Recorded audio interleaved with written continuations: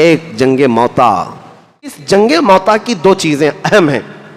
پہلی چیز ہمیشہ یہ بات ذہن میں رکھو کہ جنگ موتا ہوئی کیوں, 3000 صحابہ 1,00,000 کی فوج سے لڑنے کے لیے گئے کیوں. آج ہم عرض کرتے ہیں 8ویں ہجری جب تھی, حضور پاک صلی اللہ علیہ وسلم کی ہجرت کا 8واں سال تھا. 10 سال ہیں پورے ہجرت کے, جس میں 8واں سال تھا. یہ بھی تقریباً جنگوں میں گرا, لیکن ان میں 2 بڑی جنگیں مشہور ہیں. ایک جنگ موتا اور دوسرے فتح مکہ. یہ دونوں تاریخ کے بہت اہم باب ہیں. موتا ایک جگہ کا نام ہے, آج یہ جارڈن کے علاقے میں آتا ہے. جارڈن جس کو عربی میں اردن کہا جاتا ہے, انگلش میں جارڈن, اس کا ایک حصہ ہے موتا. وہاں یہ جنگ ہوئی تھی, اس لیے اس کو جنگ موتا کہتے ہیں. وجہ کیا تھی؟ یہ مسلمانوں کے متعلق جو بات پھیلائی جاتی ہے نا, اس کو غور سے سنیں. ایسا نہیں ہے کہ جگہ جگہ مسلمان زبردستی جنگ چھیڑنے کے لیے جاتے تھے یا جنگ کرتے تھے, ایسا نہیں ہے. بلکہ کوئی نہ کوئی اس کے پیچھے سبب ہے, کوئی نہ کوئی وجہ ہے. ہوا یہ تھا کہ نبی پاک صلی اللہ تعالیٰ علیہ وسلم اپنے ایک صحابی قاصد حضرت حارث بن عمیر کو خط لکھ کر کے روم کا جو بادشاہ تھا اس کے پاس بھیجا.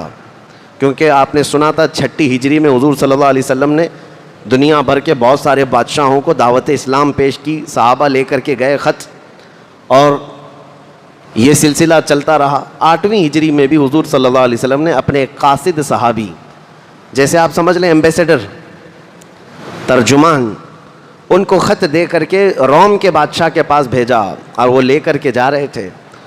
روم پہنچنے سے پہلے ہی, جس کو آج آپ جو ہے روما کہتے ہیں یا رومانیہ ہے, اٹلی ہے, یہ روم کی سرزمین تھی پہلے.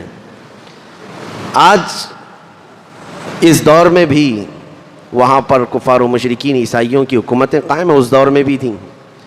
روم میں جو قیصر روم ہوا کرتا تھا, اس کے پاس خط لے کر کے جا رہے تھے حضرت حارث بن عمیر. لیکن بیچ راستے میں ایک جگہ آتی ہے بلقا. وہاں ایک چھوٹا اور بادشاہ تھا جو روم کے بادشاہ کا ٹیکس دینے والا, یا اس کا باجگزار جس کو کہتے ہیں, اس کا نائب تھا. اس نے بیچ میں اس صحابی کو پکڑ کر رسیوں سے باندھ دیا. حضور پاک صلی اللہ علیہ وسلم کے قاصد صحابی ہیں. کسی بھی قاصد کے ساتھ چھیڑ چھاڑ کرنا گویا کہ پوری قوم کے ساتھ چھیڑنا ہے. مثال کے طور پر اگر ہمارے ملک کا ایمبیسیڈر کسی دوسری کنٹری میں ہے اور اس ایمبیسیڈر کو مارا گیا, تو اس کا مطلب ہے پورے حکومت کو للکارا گیا ہے, کیونکہ وہ حکومت کی طرف سے نمائندہ ہوتا ہے. رسول پاک صلی اللہ علیہ وسلم کے صحابی کو اس بلقا کے بادشاہ نے رسیوں میں باندھا اور نہایت ہی بے دردی کے ساتھ اس صحابی کا قتل کیا. بیچ راستے میں وہ قتل ہو گئے حضرت حارث بن عمیر. اس دردناک واقعے کی خبر جب مدینہ طیبہ پہنچی, نبی پاک صلی اللہ تعالیٰ علیہ وسلم کو بہت غم ہوا. لیکن اب یہاں پر کرنے کا کیا معاملہ تھا سنیں. کسی قاصد کو قتل کر دینا, مار دینا, یہ ہلکا کام نہیں تھا, آسان نہیں تھا. نبی پاک صلی اللہ تعالیٰ علیہ وسلم کے اخلاق نبوت سے یہی آپ کو سمجھنا چاہیے کہ قوم کے ایک فرد کو مارنا قوم کو مارنے کے برابر ہے. نبی پاک صلی اللہ علیہ وسلم نے سارے صحابہ سے فرمایا کہ یہ نہایت ہی غلط ہے, دستور کے بھی خلاف ہے. پوری دنیا میں ایسا دستور نہیں پایا جاتا, کسی کے قاصد کے ساتھ کچھ نہیں کیا جاتا. جنگوں میں لڑائیاں ہوتی ہیں لیکن قاصد کے ساتھ کوئی برا عمل نہیں کیا جاتا. حضور پاک صلی اللہ علیہ وسلم کے پاس کتنے کافر مشرکین کے, کفار و مشرکین کے قاصد آتے تھے, لیکن کبھی ان کو ہاتھ تک نہیں لگایا گیا. اب جب صحابی رسول قتل ہو گئے تو حضور نے مدینہ طیبہ سے ایک لشکر تیار فرمایا کہ تمہیں روم تک پہنچنا ہے اور اس صحابی رسول کا انتقام ہوگا, خون بہا لیا جائے گا. تو جوش جہاد میں صحابہ اکرام جمع ہوئے اور مدینہ طیبہ سے کل ملا کر 3000 صحابہ جمع ہوئے. جنگ موتا کی تاریخ میں بیان کر رہا ہوں. 3000 صحابہ جمع ہوئے. تو جب نبی پاک صلی اللہ علیہ وسلم ان 3000 کو جمع کیے تو ان کو رخصت کرنے کے لیے ثنیۃ الوداع کی گھاٹیوں تک خود تشریف لائے. نبی پاک صلی اللہ علیہ وسلم اس جنگ میں شریک نہیں تھے بظاہر. اب حضور پاک صلی اللہ علیہ وسلم نے اپنا جھنڈا سفید رنگ کا حضرت زید بن حارثہ کے ہاتھ میں دیا, جو رسول اللہ کے منہ بولے بیٹے تھے. منہ بولے بیٹے ہیں, حضور صلی اللہ تعالیٰ علیہ وسلم نے ان کو پالا ہے. ان کے ہاتھ میں دیا اور لشکر کو یہ تلقین فرمائی کہ اسی مقام پر جانا جہاں حارث بن عمیر کا قتل ہوا ہے، وہاں جا کر کے جب تمہارے مقابل میں لوگ آئیں گے تو پہلے ان کو اسلام کی دعوت پیش کرنا، اگر وہ قبول کر لیں تو تمہارے وہ بھائی اور بہنیں ہیں ان کے ساتھ رحم دلی اور ہمدردی کا معاملہ کرنا، اور اگر وہ جنگ پر آمادہ ہیں تو اللہ کے بھروسے جنگ کرنا۔ یہ تلقین تھی حضور صلی اللہ تعالیٰ علیہ وسلم کی طرف سے۔ اور پھر یہ ارشاد فرمایا تھا کہ زید بن حارثہ اگر قتل ہو گئے، شہید ہو گئے، تو جعفر بن ابی طالب کے ہاتھ میں جھنڈا ہوگا۔ جعفر بن ابی طالب بھی اگر شہید ہو گئے تو عبداللہ بن رواحہ کے ہاتھ میں یہ جھنڈا ہوگا، اور اگر عبداللہ بن رواحہ بھی قتل ہو گئے، شہید ہو گئے، تو سارے مسلمان جسے منتخب کر لیں اس کے ہاتھ میں جھنڈا ہوگا، وہ سپہ سالار ہوگا۔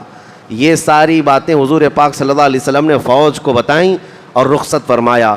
جب یہ لشکر مدینے سے جا رہا تھا تو ایک عجیب سا منظر تھا، مدینہ طیبہ کے بچے جوان سب باہر آئے تھے، اور سارے مسلمان جو مدینے کے تھے ان کو جو رخصت کر رہے تھے، سبوں کے لب پر یہی تھا، خدا تمہیں سلامت لائے، خدا تمہیں سلامت لائے۔ یہ 3000 لشکریوں کا ایک جم غفیر جو روم کی طرف نکلا تھا، 3000 سپاہیوں کا لشکر جب روم کی طرف نکلا تو مقام بلقا ابھی آیا نہیں تھا جہاں پر حضرت حارث بن عمیر کی شہادت ہوئی، لیکن اچانک انہوں نے دیکھا کہ روم کا بادشاہ خود فوج اتنی بڑی لے کر کے ان کے مقابل میں آ گیا ہے۔ وہ فوج چھوٹی موٹی نہیں بلکہ 1 لاکھ کی فوج لے کر کے آ گیا۔ ادھر 3000 صحابہ تھے رسول اللہ کے، اور ان کے پورے خیال میں یہ نہیں تھا کہ اتنی بڑی فوج سامنے آنے والی ہے۔ اور جب روم کا وہ بادشاہ 1 لاکھ کی فوج لے کر چل پڑا تو حضرت زید بن حارثہ کو یہ خبر دی گئی جو سپہ سالار تھے، تو لشکر میں یہ بات پھیل گئی، تو سارے لوگ جمع ہوئے اور ایک جگہ پر پڑاؤ کر لیا اور کہا ہم اس واقعے کی خبر رسول اللہ صلی اللہ علیہ وسلم تک پہنچاتے ہیں، مدینہ طیبہ وہاں سے جو خبر آئے گی اس پر عمل کرتے ہیں۔ لیکن حضرت عبداللہ بن رواحہ ایک ایسے صحابی ہیں، انہوں نے آگے بڑھ کر کے کہا اللہ کے رسول نے ہمیں بھیج دیا ہے، رسول اللہ نے اپنا جھنڈا ہمارے ہاتھ میں دے کر کے بھیجا ہے۔ اے زید بن حارثہ، ہمارا مقصد نہ فتح حاصل کرنا ہے، ہمارا مقصد نہ مال غنیمت حاصل کرنا ہے، ہمارا مقصد تو شہادت حاصل کرنا ہے۔ وہ تو اس طرح سے بھی ہو جائے گی، شہادت ہے مطلوب و مقصود مومن، نہ مال غنیمت نہ کشور کشائی۔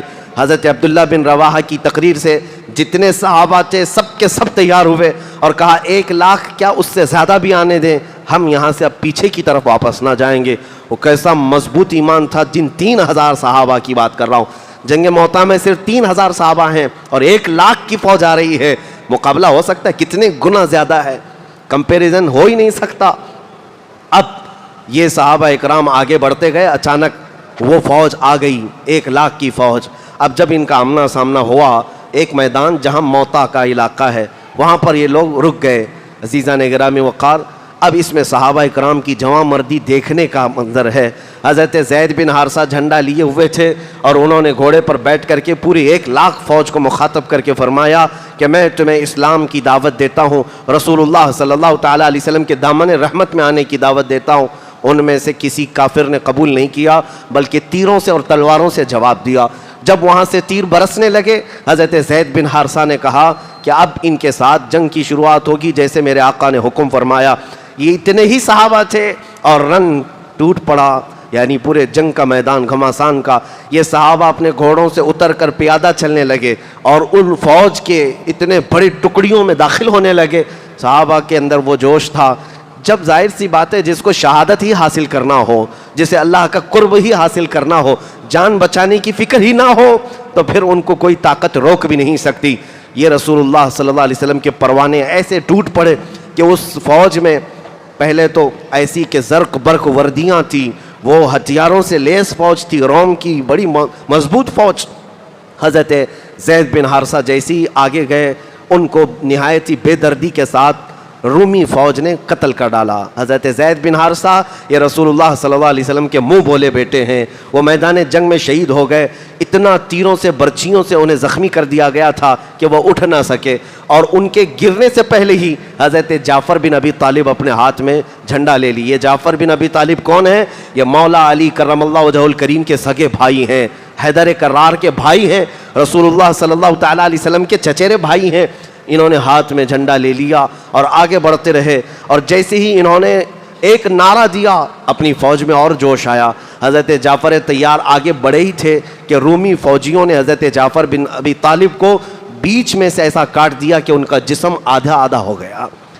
حضرت جعفر بن ابی طالب 2 ٹکڑوں میں شہید ہو گئے, اور اس سے پہلے ان کے اوپر اتنے تیر مارے گئے تھے کہ صحابہ کہتے ہیں, بخاری شریف کی حدیث ہے, جب حضرت جعفر بن ابی طالب کی لاش زمین پر گری تھی تو ہم نے ان کے جسم کو اٹھایا اور گنا تھا تو ٹوٹل 90 زخم ان کے جسم میں موجود تھے, 90 تیر لگے ہوئے تھے. 90 تیر لگنے کے بعد ان کے دونوں ہاتھ کاٹ دیے گئے تھے. حضرت جعفر کے دونوں ہاتھ کاٹ دیے گئے تھے کیونکہ انہوں نے جھنڈا سنبھالا ہوا تھا, علم سنبھالا ہوا تھا. جھنڈا گر جانے کا مطلب ہے کہ مسلمانوں کا وقار, ان کی عزت گر گئی. لیکن حضرت جعفر بن ابی طالب نے جب ایک ہاتھ کاٹا گیا تو بائیں ہاتھ سے جھنڈا سنبھالا, دوسرا ہاتھ کاٹا گیا تو آپ نے منہ میں جھنڈے کو پکڑا تھا, اور فوراً ہی حضرت عبداللہ بن رواحہ نے جھنڈا تھام لیا جب حضرت جعفر بن ابی طالب کی لاش زمین پر آ گری. 2 صحابہ شہید ہوئے جو سپہ سالار تھے, تیسرے عبداللہ بن رواحہ تھے. یہ جنگ اتنی گھمسان کی ہے, اس کو بیان کرنا بہت آسان نہیں ہے. جنگ موتا ہے, ایک طرف 1 لاکھ کی دندناتی ہوئی فوج اور دوسری طرف 3000 صحابہ جو چل کر کے مدینے سے اتنی دور آئے ہیں. جارڈن کا علاقہ 1000 کلومیٹر سے زیادہ کا فاصلہ ہے مدینہ طیبہ سے. جارڈن جنگ موتا جہاں ہوئی ہے, حضرت عبداللہ بن رواحہ جیسی میدان میں اترے, ان کے سگے بھائی ہیں میدان میں, وہ کہتے ہیں ہمیں معلوم تھا کہ اس فوج میں کھانے پینے کی بھی قلت ایسی تھی کہ آج میرے بھائی عبداللہ بن رواحہ جھنڈا تو اٹھائے ہیں لیکن پچھلے 2 دنوں سے ان کی حلق میں ایک لقمہ بھی نہیں گیا ہے. انہوں نے بھنے ہوئے گوشت کا ایک ٹکڑا اپنے پاس سنبھالا ہوا تھا. وہ حضرت عبداللہ بن رواحہ کے پاس آئے, کہا آپ جھنڈا اٹھائے ہیں, بڑی ذمہ داری ہے, تھوڑا کچھ کھا لیں. حضرت عبداللہ بن رواحہ ابھی کھانے کے لیے منہ میں لگائے تھے کہ تیر اتنے آپ کے اوپر آ گئے کہ آپ کا منہ پورا چھلنی چھلنی ہو گیا, چہرہ بھی. اٹھ پڑے اور فوج کو لے کر کے آگے نکل پڑے. زیادہ دیر تک آگے نہ جا سکے, حضرت عبداللہ بن رواحہ بھی میدان میں شہید کر دیے گئے. یہ 3 سپہ سالار صحابہ ہیں رسول اللہ کے, اس میدان موتا میں نہایت ہی بے دردی کے ساتھ قتل کیے گئے, شہید کیے گئے ہیں. اب مسلمانوں میں جو بچے ہوئے صحابہ تھے 3000 کی تعداد ہے, ایک عجیب سی کشمکش تھی کہ ہمارا سپہ سالار کون ہے, ہم کس کو جھنڈا دیں گے. یہ پہلا موقع تھا. صحابہ اکرام نے آپس میں منتخب کیا اور سبوں کی زبان سے ایک نعرہ تھا کہ آپ جھنڈا اگر کسی کے ہاتھ میں دیں گے تو وہ خالد بن ولید کے ہاتھ میں ہوگا.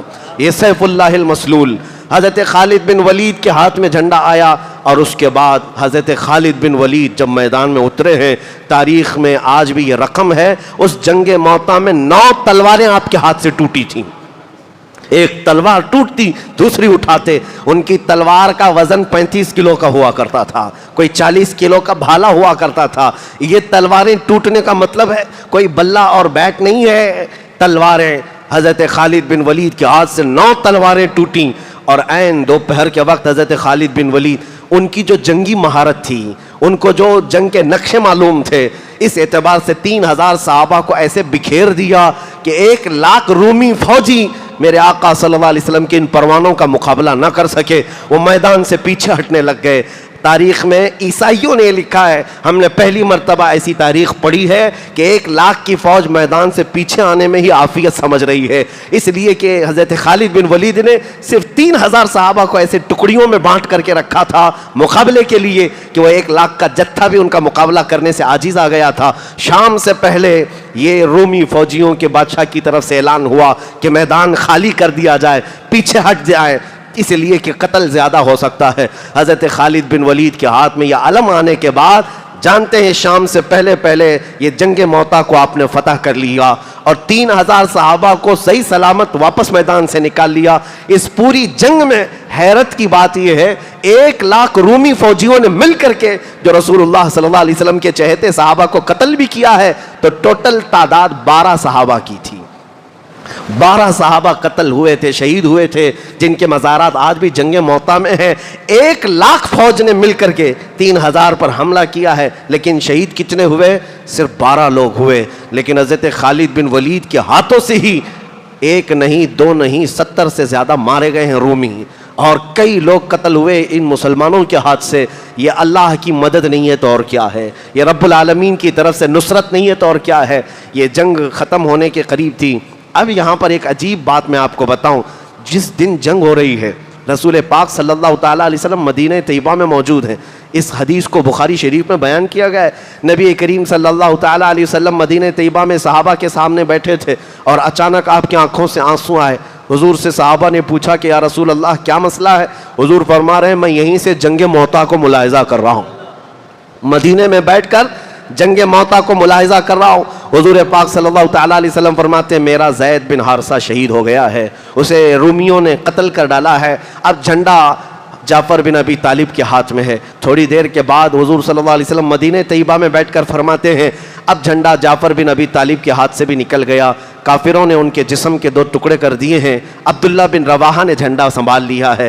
تھوڑی دیر کے بعد رسول کریم صلی اللہ تعالیٰ علیہ وسلم بیان کرتے ہوئے ارشاد فرماتے ہیں عبداللہ بن رواحہ بھی شہید ہو گئے، اب مسلمانوں کو اختیار میں نے دیا تھا صحابہ کو کہ جسے چاہو اپنا امیر منتخب کر لینا، سپہ سالار بنا لینا۔ حضور صلی اللہ تعالیٰ علیہ وسلم فرماتے ہیں میرے صحابہ بالکل حق راستے پر ہیں، انہوں نے چنا ہے تو ایسے کو چنا ہے جو اللہ کی تلواروں میں سے ایک تلوار ہے، خالد بن ولید کو چنا ہے۔ یہ کون بیان کر رہا ہے؟ میرے مصطفیٰ کریم صلی اللہ علیہ وسلم مدینے میں بیٹھ کر کے بیان کر رہے ہیں۔ اور جنگ کہاں ہو رہی ہے؟ جنگ موتا جارڈن کے علاقے میں ہو رہی ہے۔ اب نبی پاک صلی اللہ تعالیٰ علیہ وسلم نے تھوڑی دیر کے بعد سارے صحابہ سے فرمایا اٹھ کر کھڑے ہو کر کے مبارک ہو خالد بن ولید نے سارے صحابہ کو وہاں سے صحیح سلامت میدان سے باہر نکال لیا اور رومیوں کو ان کے میدان سے ان کے ملک واپس جانے پر مجبور کر دیا۔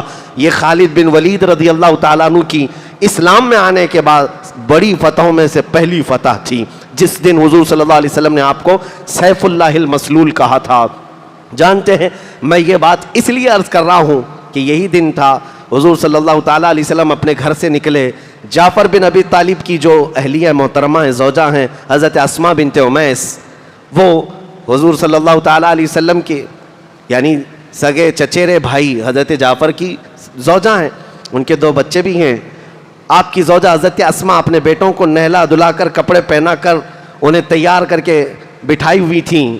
یہ دن تھا، حضور صلی اللہ تعالیٰ علیہ وسلم گھر میں داخل ہوئے، حضرت اسماء سے کہا تمہارے دونوں بچوں کو لاؤ۔ دونوں چھوٹے بچے قریب آئے، حضور صلی اللہ تعالیٰ علیہ وسلم نے ان کو سینے سے لگا لیا اور ایسا لپٹ گئے کہ حضور صلی اللہ تعالیٰ علیہ وسلم کے آنسو نکل پڑے اور ان شہزادوں ان بچوں کے اوپر گرنے لگے۔ حضرت اسماء نے پوچھا کہ یا رسول اللہ صلی اللہ علیہ وسلم آج تو میں پورا تیار کر کے رکھی ہوں کہ میرے شوہر آنے والے ہوں گے یا کوئی اچھی خبر ہوگی۔ حضور صلی اللہ تعالیٰ علیہ وسلم نے فرمایا کہ تیرے ان بچوں کا باپ جعفر بن ابی طالب شہید ہو گیا ہے، میدان جنگ میں شہید ہو گیا۔ حضرت اسماء کہتی ہے میری چیخ نکل گئی، میرا گھر بعد میں عورتوں سے بھر گیا۔ رسول کریم صلی اللہ تعالیٰ علیہ وسلم اپنے گھر سے حضرت جعفر کے گھر کھانا بھیجتے رہے۔ عزیزان گرام وقار، یہ باتیں ہو گئیں، مہینہ گزرنے کو آ گیا۔ جنگ موتا کے وہ صحابہ وہاں سے واپس پلٹ کر کے مدینے آ رہے ہیں۔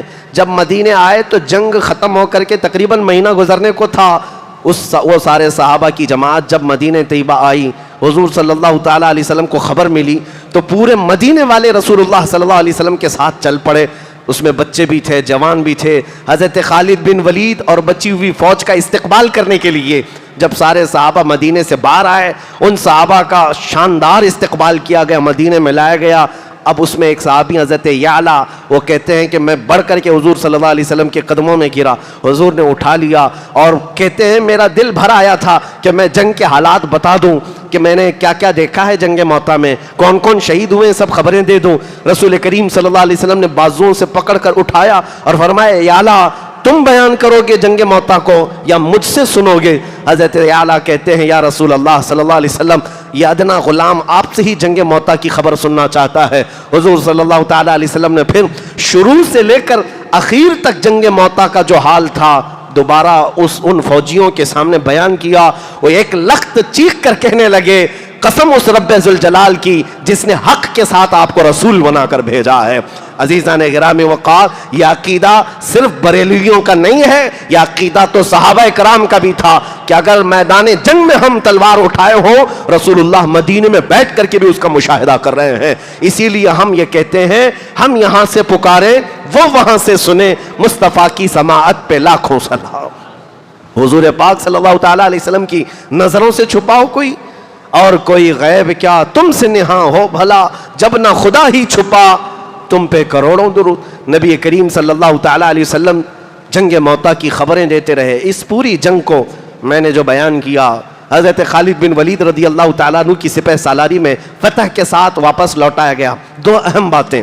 وقت کی بڑی قلت ہے ورنہ آج کے دن ہمیں فتح مکہ کو بھی بیان کرنا تھا, کیونکہ 8ویں ہجری وہ ہے جس میں فتح مکہ کا عظیم دن آیا ہے. رسول کریم صلی اللہ تعالیٰ علیہ وسلم پورے 8 سال کے بعد دوبارہ مکہ میں نہایتی شان کے ساتھ اجلال فرمایا تھا. مکہ میں داخل ہوئے تھے 10,000 صحابہ کے ساتھ, نہ جنگ تھی نہ جدال نہ قتل و قتال. اس کو بھی بیان ہونا تھا فتح مکہ کو. اللہ نے اگر موقع عطا کیا, زندگی عطا کی, تو اگلے سیشن میں انشاءاللہ عرض کریں گے. لیکن اس جنگ موطا کی 2 چیزیں اہم ہیں. پہلی چیز, ہمیشہ یہ بات ذہن میں رکھو کہ جنگ موطا ہوئی کیوں, 3,000 صحابہ 1,00,000 کی فوج سے لڑنے کے لیے گئے کیوں؟ سبب صرف اتنا تھا, رسول اللہ کے ایک قاصد کو ان ظالموں نے قتل کر دیا تھا. رسول اللہ صلی اللہ تعالیٰ علیہ وسلم کے ایک سپاہی کو قتل کر دیا تھا تو پورا مدینہ نکل پڑا, اور وہ بھی 1,000 کلومیٹر دور تک. عزیزان گرامی وقار, یہ غیرت ایمانی تھی صحابہ کی کہ رسول اللہ کے کسی سپاہی کو بھی اگر کوئی چھیڑ چھاڑ کرے تو پورا مدینہ نکل پڑتا تھا. آج حیرت کی بات ہے, خود رسول اللہ کی ذات کو چھیڑ چھاڑ کیا جا رہا ہے, اور خواب خرگوش میں پوری قوم سوئی ہوئی ہے, پوری امت سونے پر مجبور ہو گئی. آج کیا بادشاہوں کا زمانہ نہیں ہے؟ تقریباً دنیا میں 57 ملک ایسے ہیں, 57 کنٹریز, جہاں بنام ہی صحیح اسلامی حکومت قائم ہے, مسلمانوں کی حکومت ہے. کیا ان میں سے کبھی کوئی اس طرح کی مذمت آتی کہ رسول اللہ صلی اللہ تعالیٰ علیہ وسلم کی ذات کے ساتھ اگر کسی نے کھلواڑ کیا, چھیڑ چھاڑ کیا, تو ہماری پوری قوم باہر آ سکتی ہے, ہم آپ کا مقابلہ کرنے کو تیار ہوں گے؟ یہ سارا سسٹم ہی ختم کیا گیا. اسی لیے ہم ان کو نہ بادشاہ مانتے ہیں, نہ ان کی حکومت اسلامی حکومت قرار دی جا سکتی ہے. اسلامی حکومت تو وہ ہے جہاں رسول اللہ صلی اللہ تعالیٰ علیہ وسلم کی عظمت کے لیے ہر کوئی اپنی جان دینے کے لیے بھی تیار ہو, وہ حقیقی اسلامی حکومت ہوتی ہے. آج کی یہ حالت ہے. وہ دور تھا کہ ایک سپاہی کا قتل صحابہ برداشت نہیں کر سکتے, اور خود رسول اللہ صلی اللہ علیہ وسلم نے صحابہ کو بھیجا تھا. انہوں نے یہ نہیں دیکھا کہ 1,00,000 کی فوج رومیوں کی ہمارے سامنے ہے, انہوں نے یہ نہیں دیکھا کہ روم کی بادشاہت ہمارے مقابل میں آئی ہے, کچھ نہیں دیکھا. بلکہ وہ صحابہ تو یہ کہتے تھے, نہ ہمیں فتح مقصود ہے, نہ مال غنیمت مقصد ہے ہمارا تو مقصد شہادت حاصل کرنا ہے.